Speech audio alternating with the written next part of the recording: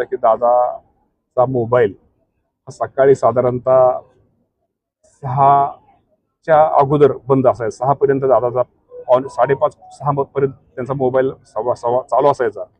आणि तो लहानपणापासून दादा ती गोष्ट मला माहिती असल्यामुळं त्या दरम्यान मी फोन करायचो. आणि दादांचा वाढदिवस त्यांच्या कुटुंबामध्ये ते रात्री 12 वाजताच तो साजरा व्हायचा.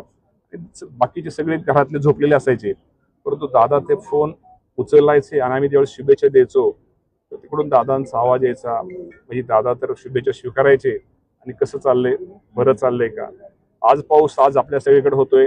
आज जर मी दादांना फोन केला असता, दादांनी पहिल्यांदा मला विचारलं असतं आपल्याकडे पाऊस सुरू आहे का. कारण आपल्याकडे पाऊस सुरू आहे का, राज्यात तर आहेच, आपल्याकडे म्हणण्यापेक्षा, कारण का दादांचं आणि माझ्या घरामध्ये 10 किलोमीटरचं फक्त अंतर आहे, त्यामुळे आपल्याकडे पाऊस सुरू आहे का, तो एक शब्द, त्यांचं ते त्यांचा तो आवाज आजही वाटतो दादा आपल्यामध्ये आहेत. आणि खरंच सांगतो, आज तुमच्या माध्यमातून सांगतो की आमच्यावर ही वेळ येईल.